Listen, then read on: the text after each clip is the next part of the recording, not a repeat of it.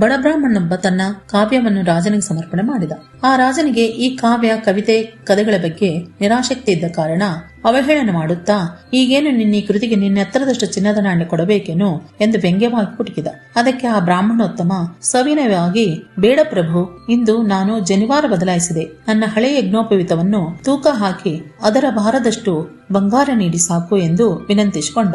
ಅದಕ್ಕೆ ರಾಜ ತುಸು ಬೇಸರದಿಂದಲೇ ಮಂತ್ರಿಗೆ ಒಂದು ಚಿನ್ನದ ನಾಣ್ಯವನ್ನು ಆ ವಿಪ್ರನ್ನು ಕೊಟ್ಟು ಕಳಿಸಲೆಂದು ಆದೇಶಿಸಿದ.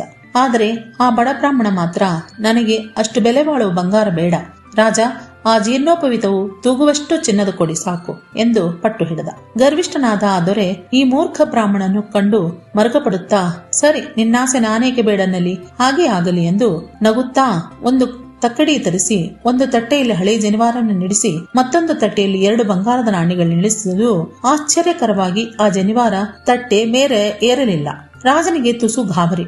ಅವನ ಖಜಾನೆಯ ನಾಣ್ಯಗಳೆಲ್ಲಾ ತುಂಬಿದರೂ ಸಹ ತಕ್ಕಡಿ ಅಲಗಾಡದು. ಕೊನೆಗೆ ರಾಜ್ಯ ಸಂಪತ್ತನ್ನೆಲ್ಲಾ ತಂದು ಸುರಿದರೂ ಆ ತಕ್ಕಡಿ ಸರಿ ತೂಗಲಿಲ್ಲ. ದಿಗ್ಭ್ರಮೆಗೊಳಗಾದ ರಾಜನಿಗೆ ಆ ವಿಪ್ರೋತ್ತಮ ಬಹು ಶಾಂತ ಸ್ವರದಲ್ಲಿ, ರಾಜ, ಗಾಯತ್ರಿ ಮಂತ್ರದಲ್ಲಿ ಅನುನಿತ್ಯಮಿಂದು ಮಹಿಮಾನ್ವಿತನಾದ ಆ ಜನಿವಾರವನ್ನು ಎಂದೂ ತಿರಸ್ಕಾರ ಭಾವದಿಂದ ನೋಡಬೇಡ. ನಾವು ಹಣ ಸಂಪತ್ತಿಲ್ಲದೆ ಬಡವರಾಗಿರಬಹುದು, ತಪಶಕ್ತಿಯಲ್ಲಿ ನಾವೆಂದೂ ಬಡವನಲ್ಲ. ನಿನ್ನ ಒಂದು ಬಿಡಿಗಾಸು ನನಗೆ ಬೇಕಿಲ್ಲ ಎಂದು ಬರಿಗೆಯಲ್ಲಿ ಹೊರನಡೆದ ಆ ಬ್ರಾಹ್ಮಣೋತ್ತಮನು